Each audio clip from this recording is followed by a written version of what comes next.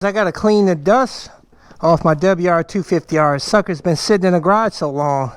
The battery had died on it. I had to recharge the battery, man. But that's all right, baby. We're pulling out. We're gonna have a good old time on it today. This is crazy. I love it, baby. Just raw dogging it out here. You know, a lot of you viewers out there like CycleCruza, man.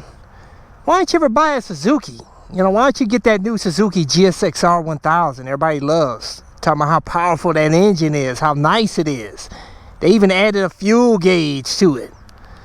They listen to you, CycleCruza. All them years back in the day, you used to talk crap about super bikes and super sports, talking about they don't have fuel gauge like your CBR 600II had. Only bike of the super sport bikes that has a gas gauge on it. I like the gas gauge. I like to know exactly how much gas I have in my bike. CycleCruza, why don't you get a Suzuki DRZ 400? It's a little faster than your little WR250R. CycleCruza, why don't you get a Suzuki M109R Boss? If you want a proper cruiser, you got to get the Boss. I'm going to tell you why I never bought a Suzuki. Let's go for a ride.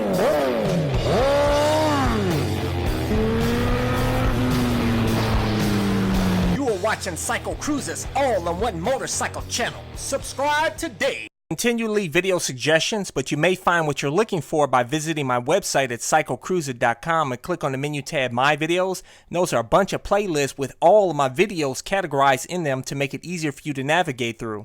I told you why I bought this over the DRZ 400. Actually, the DRZ 400 was going to be the first bike that I was going to start back on, because I used to ride as a kid, but as an adult, I started back on a CBR 250R, but it was going to be a DRZ 400.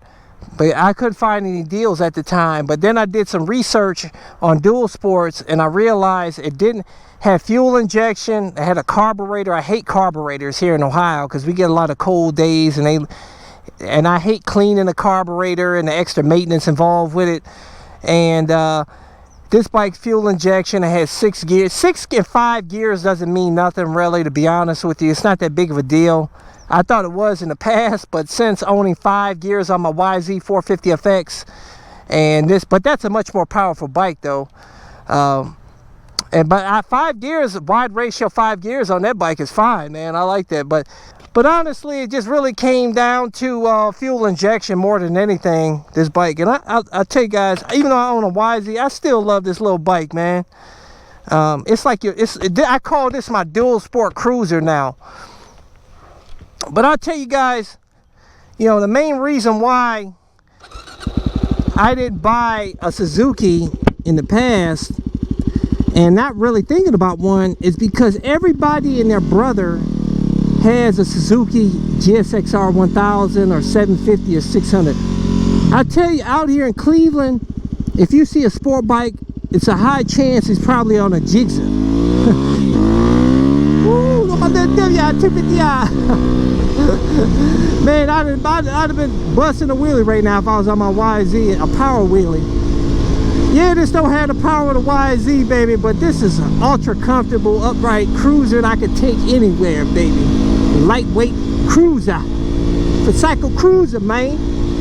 But yeah, I didn't, you know, what I hated about Suzuki GSX-Rs, you know, is that not the bike, but there's a lot of these douchebags riding them out here with extended swing arms.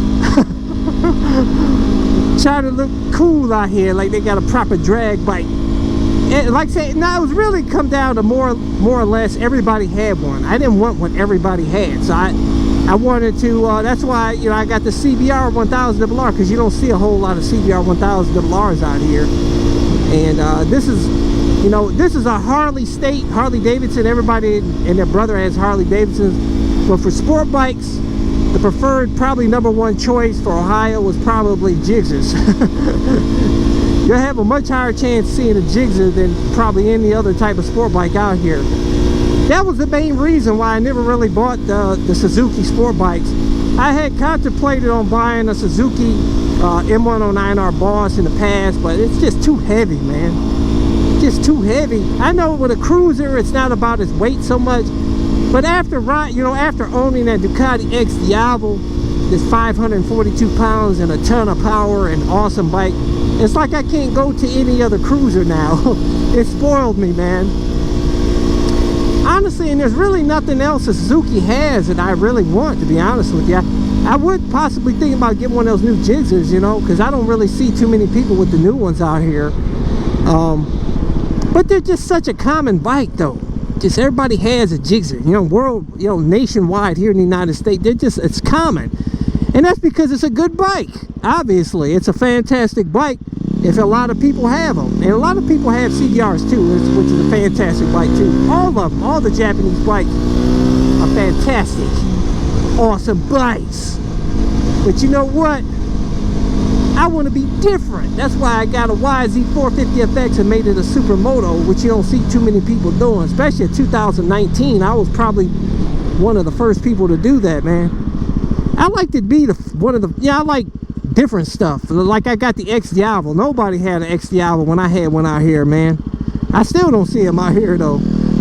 But I just like being different. I don't want to get what everybody else has got, man. That's one reason why I didn't get the KTM 1290 Super Duke R.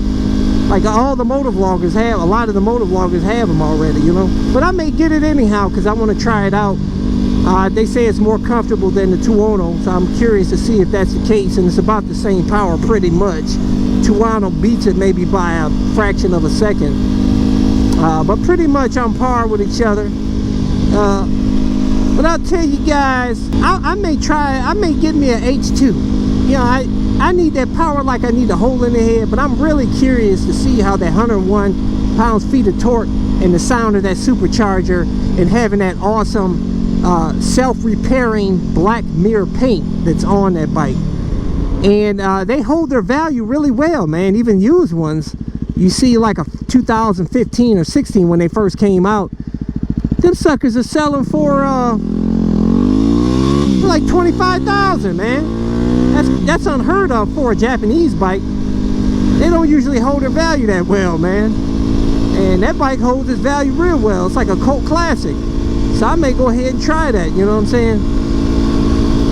But I never bought the Kawasaki Super Bikes, Super Sport, because their bikes were like more top end. You know, the ZX-10R. They still haven't put any bottom end power on that ZX-10R. It's a track bike, man. You know, I guess that's why you get the H2, because they got a ton of power on the bottom there and all that torque. Which I don't know what you call an H2. I think it's a drag bike is what you call it, because it's not really a straight up track bike because it's too heavy. Right now Yamaha is just killing it out there.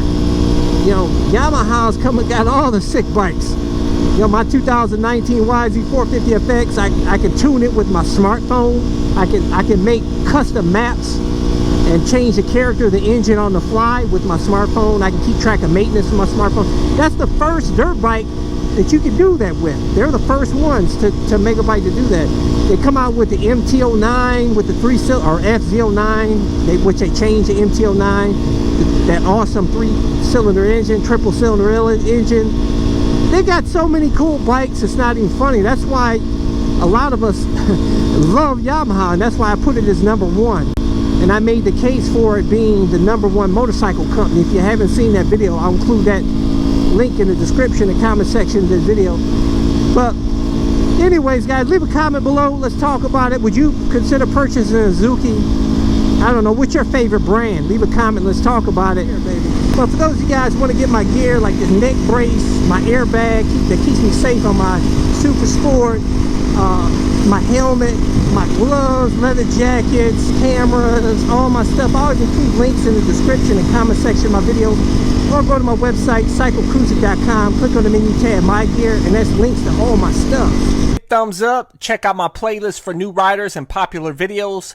Don't forget to comment and subscribe, and check out my other channel, Bug Out Moto, where I customize a van for my motorcycle so I can live in my van with my motorcycle and travel across the country anywhere. Subscribe to my YouTube channel, Bug Out Moto.